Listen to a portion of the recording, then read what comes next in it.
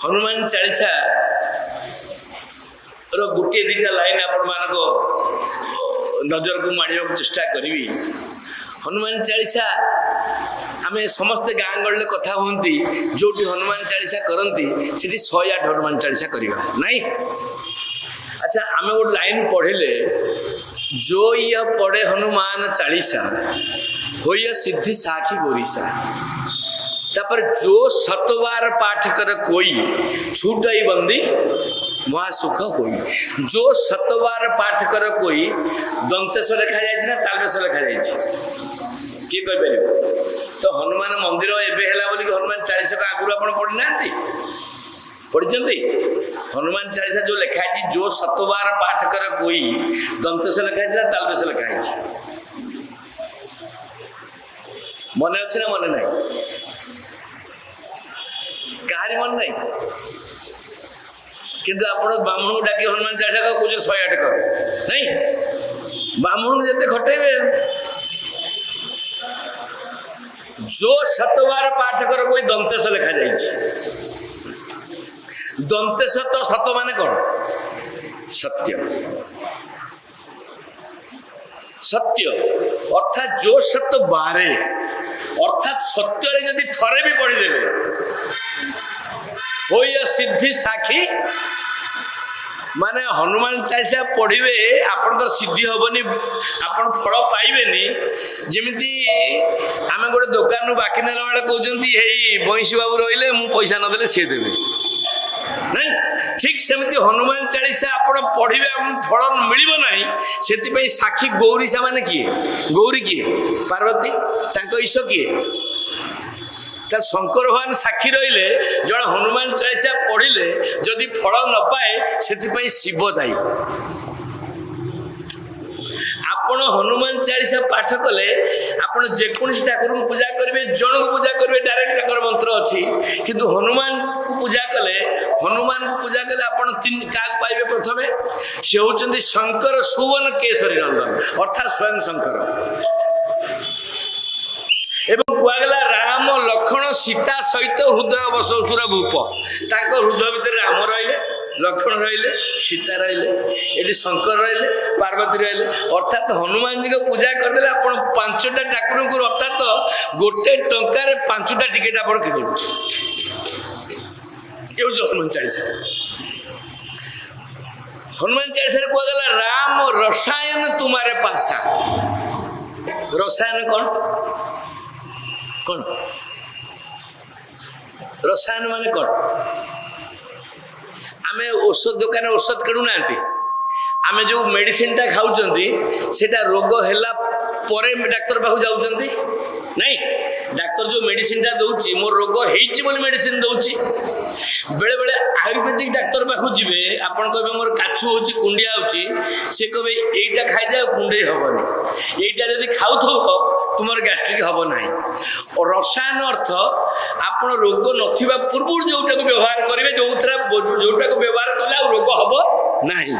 औषध होची रोग हैला परे जोटा को व्यवहार करथिन दैट इज मेडिसिन बट रसायन होची रोग न होवा पाई जोटा पान करा जाए ता होची रसायन कहले राम को पाइबा पाई जो रसायन ता दरकार से तुम्हारी पाखे अछि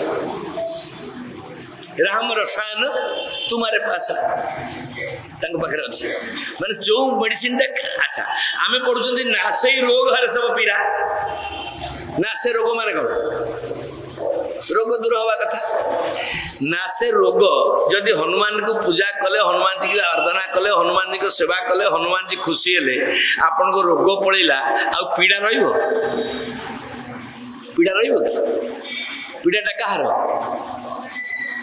रोगटा शरीर पीड़ाटा मन शरीर को चापुटाटे पकेले काटी पारे किंतु मते भाग बोली कहले मु 15 दिन पर्यंत आपन टेलीफोन उठेबी मन तेणु हनुमान चालीसा कहले निज मन मुकुर सुधारी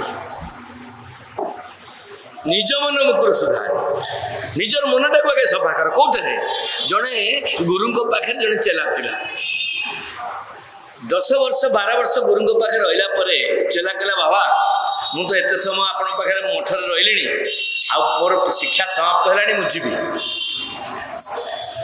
ଗୁରୁଦେବ ଭାବିଲେ ମୁଁ ତତେ କ'ଣ ଦେବି? ତାଙ୍କ ମୁଣିରୁ କାଢ଼ିକିରି ଗୋଟେ ମିରର ଦେଲେ, ମୁକୁର। ଆମେ ପଢୁନାହାନ୍ତି ନିଜ ମନ ମୁକୁର ସୁଧାରି। ମୁକୁର ମାନେ କ'ଣ? ଆଇନା ଦେଲେ। ଶିଷ୍ୟ ପକାଇଲା, ବାବା ଏଇ ଆଇନାଟା କ'ଣ କରିବି? ନା ଇଏ ଆଇନା ଯାଇତା ଏ ଆଇନା ନୁହେଁ, ଏଟା ତୁ ଯାହା ଉପରେ ପକେଇବୁ ତା ଭିତରଟା ଦେଖାଯିବ। ଆମ ସମସ୍ତଙ୍କର ଭିତରଟା ଅଲଗା, ବାହାରଟା ଅଲଗା, ହଁ ନା ନାଇଁ? ନା ସମସ୍ତଙ୍କର ବାହାର ଯା ଭିତର ସେଇଆ। ଚନ୍ଦନ ମର ଲଗାଇ ଦେଉଛନ୍ତି, କିନ୍ତୁ କାକୁଡ଼ି ବାଲାର 20 ଟଙ୍କା ସେ ଫେରେଇବା ତାକୁ ନ ଫେରେ ନ ଦେଇକି ପଳେଇ ଆସିଛନ୍ତି ଲୁଚିକିରି। ନାଇଁ, ଆମେ ଜାଣି ଜାଣିକି ଭିତରେ ଏତେ ଅପରାଧ କରୁଛନ୍ତି ଯୋଉଟା ମୋ ମୁହଁକୁ ଦେଖିଲେ ଜଣା ପଡିବ ନାହିଁ। ମୋ ଭିତରଟା କ'ଣ ମୁଁ ଜାଣିଛି। ତ ବାବା କହିଲେ ଏଇ ମୁକୁରଟା ଏଇ ଆଇନାଟା ନେଇକିରି ତୁ ଯାହା ଉପରେ ପକେଇବୁ ତା ଭିତରଟା ଦେଖାଯିବ। ଆଇନା କେବେ ମିଛ କହେନା। ଆପଣ ଯଦି ଚନ୍ଦନ ମାରନ୍ତି, ସିନ୍ଦୁର ମାରନ୍ତୁ, ଆଇନାକୁ ଦେଖିଲେ ଦେଖିପାରିବେ। ତ ସେ ବାବା କହିଲେ, ବାବା ଆପଣ ଆଇନାଟା ନେଇକି କ'ଣ ମୁଁ ବ୍ରାହ୍ମଣ ଲୋକ କରିବି, ପାର୍ଲର କରିବି ନା ସେଲୁନ କରିବି? ଆପଣ ଯଦି ଟଙ୍କା 10 କୋଟି 1000 50 1000 ଲକ୍ଷେ ଦେଇଥାନ୍ତେ ନେଇକି ହୋଟେଲ ଫୋଟେଲ କରିଥାନ୍ତି। ଏବେ ବ୍ରାହ୍ମଣ ପିଲାମାନେ ବି ପାର୍ଲର କଲେଣି।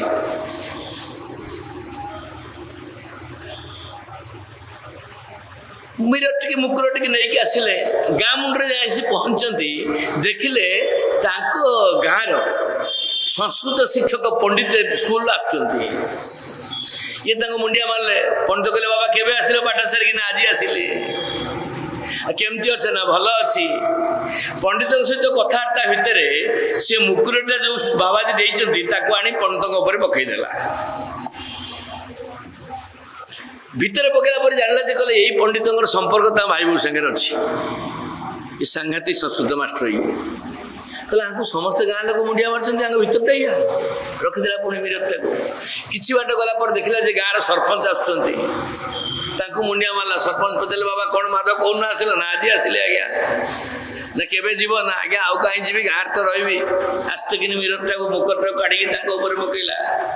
ଦେଖିଲା ଯେ 2ଟା ମର୍ଡର କେସ୍ କରିକି ନିର୍ଦ୍ଦୋଷରେ ଖଲାସ ହେଇଯାଇଛନ୍ତି। ଗାଁରେ ସରପଞ୍ଚ ହେଲେଣି 3 ଥର। ତାପରେ ଘରକୁ ଗଲା। ଘରକୁ ଯାଇକିରି ବାପାଙ୍କ ଉପରେ ପକେଇଲା, ମା ଉପରେ ପକେଇଲା, ଭଉଣୀ ଉପରେ ପକେଇଲା, ଭାଇ ଉପରେ ପକେଇଲା, ଯାହା ଉପରେ ପକେଇଲା, ଯାହା ସେ ଦେଖିଲା ଯେ କାହା ସହିତ ରହିପାରିବ ନାହିଁ। ସେ ଜାଣିଲା ଯେ ସମସ୍ତେ ମତେ ମିଛ କହିଛନ୍ତି।